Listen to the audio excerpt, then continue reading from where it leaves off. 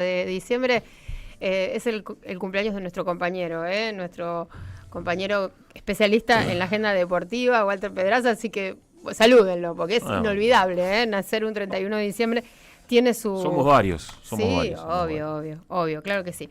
Bueno, vamos a la primera comunicación de la tarde, si les parece.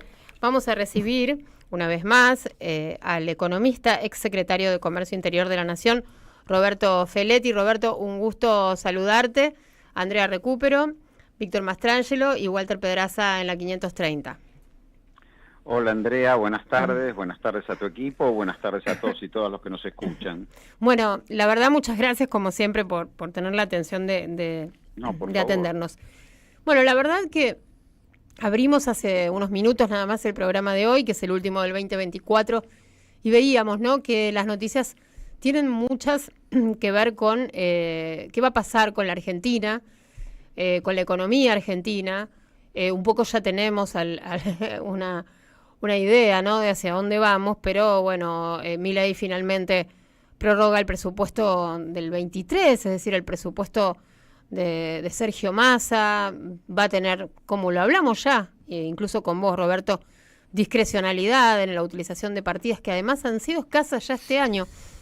Que económicamente se hace balance para esta época, ¿no? O se está cerrando balance. ¿Cuál es el tuyo, Roberto?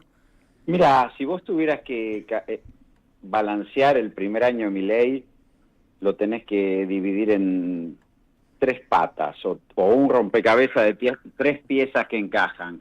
En primer lugar, es cierto que ha logrado una estabilidad precaria de las tres variables de la economía: el dólar, la tasa de interés y los precios. Quiero decir, bajó la volatilidad, están todos por debajo del 3%, en torno al 3% mensual, y esa estabilidad que ha logrado tiene un costo, que es la segunda pieza del rompecabezas, que es un deterioro enorme de la economía real. El balance del año lo dice el propio proyecto de ley de presupuesto que presentó el Ejecutivo al Congreso. El Producto Bruto Interno cae 3,8%, la inversión el 22%, el consumo casi el 7%, 6,9%, y sobre todo las importaciones, desde un año bajo como fue el 2023, caen un 20%, lo cual te está planteando el problema de la actividad. ¿Por qué tenés este deterioro? A eso agregale el salto que da la pobreza de 40 a 52, la indigencia de 8 a 18, el desempleo de 5,7 a casi 7. Digamos, vos tenés un escenario en el cual Milei consigue una estabilización en base a un deterioro muy grande de la economía real, y la tercer pieza es que, y es lo que nos preguntamos todos, y somos parte, o yo me hago cargo parte como mi cuota de dirigente, la falta de resistencia político-social o, bueno, atribuible a la oposición. Esas tres piezas, si yo tuviera que balancear el gobierno de Milei, te digo, hay una estabilidad que es muy precaria, después si querés te digo por qué es precaria, lograda a costo de un brutal ajuste sobre la economía real, y una oposición que, en parte por un mal gobierno, en parte por los desencuentros del peronismo, no ha podido encontrarle el agujero al mate para enfrentar esto. Ahora, Roberto, ¿no debería ser al revés, no? La prioridad la economía real en un gobierno, más allá de las características que tiene Javier Milei. ¿Cómo puede ser que tensione tanto la vida de las mayorías de los argentinos y las argentinas? Por eso esto es lo hilvano con esto que vos me decías, bueno, ¿por qué es precaria esta estabilidad? De mi parte, pondría el factor social en esa precariedad. Sí, claro. En primer lugar, y esto lo incluso creo que lo hemos hablado en alguna columna con vos y tu equipo, vos podés tener un plan de estabilización que reduzca la volatilidad de las variables, sin duda la inflación, estabilice el dólar, pero que mantenga funcionando la actividad económica. Digamos, los planes de estabilización que alcanzaron una reducción, de la volatilidad de las variables a costa de esta paz de los cementerios a costa de deterioro de la economía real duraron poco. Y es fácil, yo hago un deterioro de la política de ingresos, hago caer el salario, las jubilaciones, no hay obra pública, no hay presupuesto universitario, y nadie consume, evidentemente tampoco nadie invierte, voy a conseguir un nivel de estabilización. Ahora, los hechos concretos evidencian que estos planes duran poco. En parte por la resistencia social, en parte porque además van camino a un desequilibrio macroeconómico que ya lo está evidenciando Milei. A pesar del blanqueo, de una enorme cantidad de dólares que ingresaron, a pesar de la contracción de la actividad que le da un excedente de balanza comercial también muy grande, hay más de 35.000 millones de dólares dando vuelta, no acumula dólares en Banco Central, no atesora esos dólares en Banco Central. Entonces la estabilización del sector externo es precaria.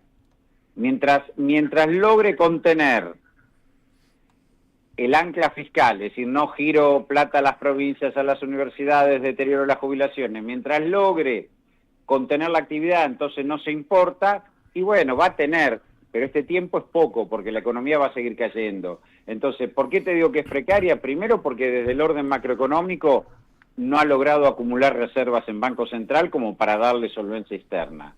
Y desde el orden social, el deterioro de la economía tiene los límites que impone la propia situación social.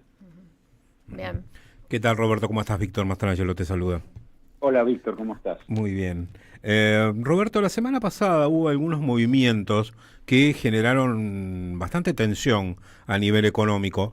Creo que está referido un poco a esta precariedad de la estabilidad que vos decías, cuando una empresa automotriz resolvió retirar 780 millones de dólares y eso obligó al gobierno, para sostener los tipos de cambio, a vender más de 600 millones, que sumado a lo que ya venía vendiendo, anduvo pisando los 1.000 millones de dólares, de los que el Banco Central se tuvo que desprender para sostener los tipos de cambio. Esta situación, en estas condiciones, con los dólares financieros subiendo, más allá de que los tienen pisados, con el dólar ilegal también subiendo, ¿es sostenible en el tiempo? ¿Es una señal lo que pasó con la automotriz esta de lo que puede suceder en los próximos meses? Sí, claro que es una señal, porque digamos, y Caputo ya lo hizo entre el 2016 y el 2018, y eso nos condujo de nuevo al Fondo Monetario, porque se la patinó toda. Digamos, vos estás pagándole a los agentes económicos un precio, una renta financiera, para que dejen sus excedentes en pesos a cambio de mantenerle quieto el dólar. De modo que obtengan una renta financiera en dólares abultada.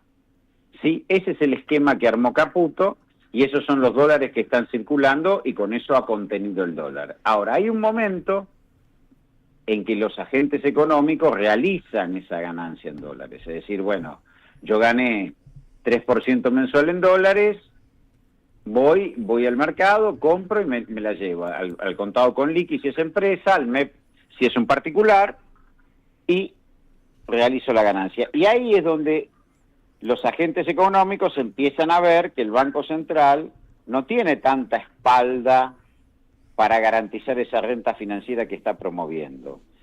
Lo que hace la automotriz es decir, bueno, me reducen el costo de importar, de pagar importaciones, yo aprovecho y pago, saco la plata, ya gané bastante plata en el mercado financiero, aprovecho que me rebajan el costo de pago de importaciones, es una decisión empresaria muy clara de maximizar la ganancia. Ahora, tiene que ver con la política económica que aplicás. Porque por algo el gobierno levanta el impuesto país, con lo cual favorece las importaciones, por algo el gobierno permite una renta financiera en dólares altísima, porque hablar de 2% de renta mensual en dólares es un disparate. Bueno, todo esto, todo el mundo se da cuenta que esto es un esquema endeble. Entonces se viene lo que se llama la realización de la ganancia o la toma de ganancias. Yo fui ganando 2% en dólares, un mes, 2 meses, 3 meses, pero esto ya empieza a ralentizarse, me voy. Si el mercado se le da vuelta, y ahí viene la contestación a tu pregunta, si todos los agentes económicos comienzan a percibir esta debilidad, y probablemente tengamos presión cambiaria, Por eso Caputo habla cada rato de que ya llega el acuerdo del fondo, que el acuerdo del fondo va a traer plata, va a traer miles de millones de dólares y eso nos va a ayudar y que los bancos ya tienen un swap. Trabajan sobre esa expectativa. Quédense tranquilos que van a venir más dólares. Claro, lo mismo Ahora, que hizo con Macri, ¿no? Está lejos. Lo mismo que hizo cuando Macri. Exactamente lo mismo. Mira, Caputo fue ministro de Finanzas 2016-2017. Tomó deuda a lo bestia, 65.000 millones de dólares del mercado privado. En enero del 2018 pudo realizar la última operación con el mercado privado. Le dieron 9.000 millones de dólares y le dijeron, no te prestamos más. En marzo empezó la corrida, en mayo estaba viniendo el fondo. Tal cual. Del 2018. Bueno, esto no es nuevo, digamos. Los personajes que estaban, Caputo, Sturzenegger, eran los mismos que estaban con Macri. Roberto, ¿hay alguna razón, viendo cómo está el panorama económico, esta estabilidad precaria, la contención de la inflación, pero al mismo tiempo la caída brutal de la actividad económica que parece no encontrar fondo, o sea, sigue cayendo? No. Salvo algunos sectores puntuales, sigue cayendo. ¿Hay alguna perspectiva que lleve a pensar a alguien que en el año 2025 la economía puede crecer, se puede recuperar el salario, se puede recuperar los niveles de consumo, o todo indica que a lo sumo va a seguir todo más o menos como ahora? Mirá, para que eso pase, el gobierno tendría que alterar las bases de esta estabilización precaria.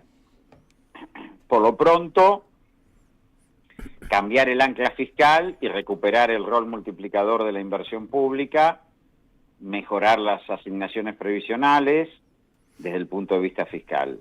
Desde el punto de vista externo, bueno, tendría que pensar que el país no está siendo competitivo con este tipo de cambio y hacer algún tipo de corrección fiscal o monetaria. Por lo pronto, tomar nota que nuestro principal socio comercial Brasil devaluó 20% y que si vos estás teniendo hoy sectores como el agro y como el turismo, que son sectores altamente competitivos, con problemas de rentabilidad, es porque esto no está funcionando. Si lo único que es rentable es la renta financiera y un sector como el agropecuario no es rentable, o un sector como el turista, que ha habido importantes inversiones en gastronomía, hotelería, formación de gente, no es competitivo, imagínate que queda para la industria. Entonces, no tenés sectores, ni siquiera los más dinámicos, los más competitivos, que puedan liderar un proceso de crecimiento a razón de pérdida de competitividad por el achatamiento del tipo de cambio. No tenés una política fiscal expansiva y bueno, el gobierno va a exhibir que respecto del 2024 hay tasa de crecimiento, pero está bien, es como que yo te diga, bueno, llegué al piso y subí un escalón, pero tengo 30 escalones por delante. El año que viene sí, te van a decir, el primer trimestre crecimos respecto al primer trimestre 2024, sí, pero eso no se va a reflejar en el empleo y el salario, ni en el consumo. Pero además, el primer trimestre del 2024 hicieron un desastre ellos mismos. Sí, por eso.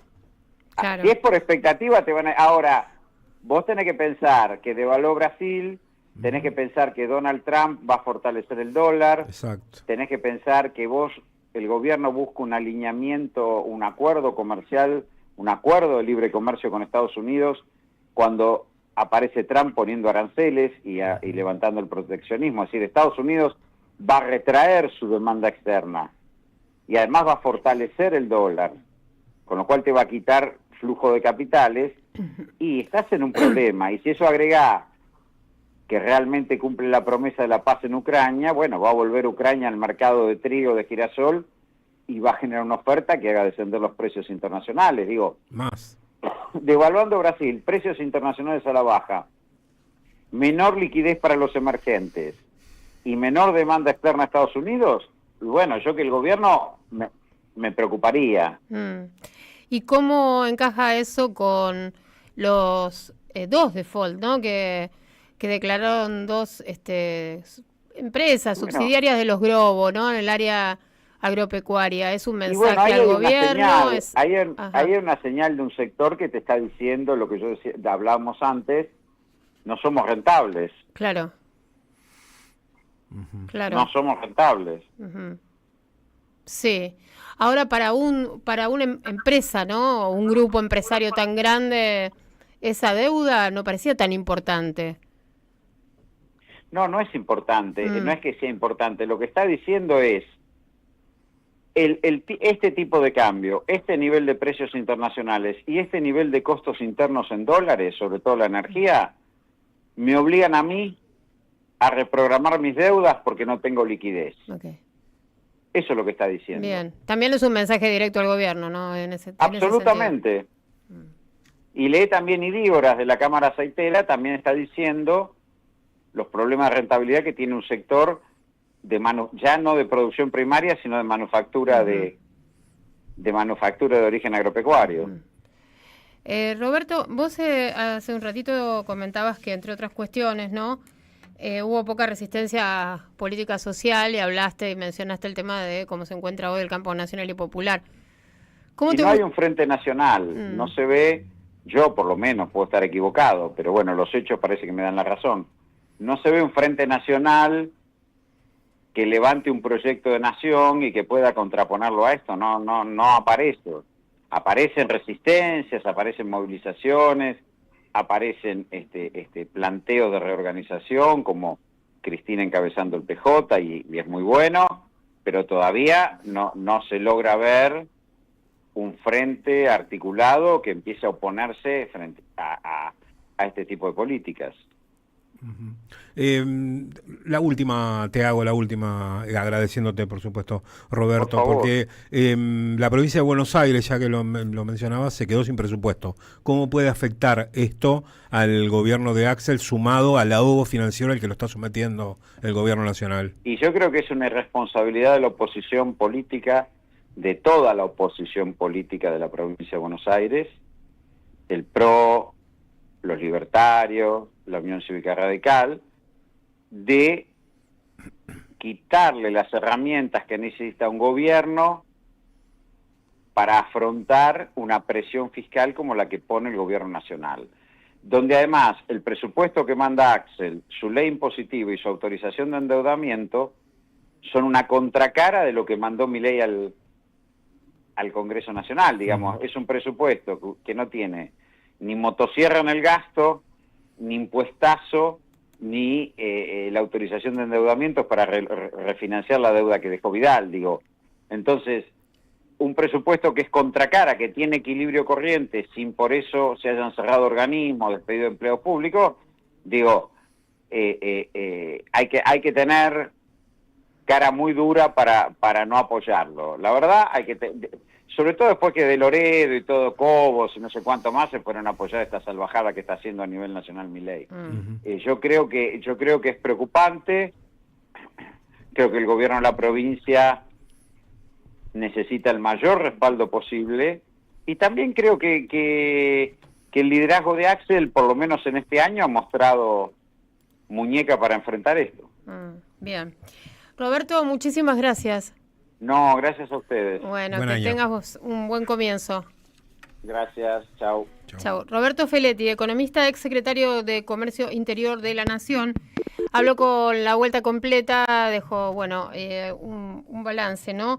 Que evidentemente las cosas no andan bien y los caminos que llevan a Roma parece que están un poco averiados. Exacto, y todo sostenido con alfileres, ni siquiera de gancho, ¿no? Alfileres de los comunes. Igual está muy bien esto que él planteaba, ¿no? De que la economía real, la verdad que está muy castigada. Muy castigada y sin ningún motivo a la vista para que esto se revierta, ¿no? No hay ninguna razón por la cual y las últimas señales, ¿no? La de los mercados, las de este sector de agropecuario.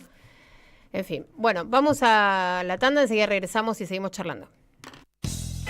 Deja tu mensaje en nuestra línea de oyentes de WhatsApp. 11 3200 0530. Somos Radio. AM 530. El municipio de Azul promueve la atención de los adultos mayores y busca fortalecer el ejercicio de sus derechos. talleres variados, atención médica, servicios de nutrición y psicología, actividades físicas y recreativas, estimulación cognitiva, alfabetización, arte, música. Desde el Centro de Día para la Tercera Edad, el Hogar San Francisco de Asís y el Hogar de Ancianos Lencioni de Cacharí, se potencia el trabajo con este sector de la comunidad. Azul, un municipio en acción. La mejor opción para disfrutar de un verano bueno y bonito es que sea bonaerense. Ingresá a Buenos Aires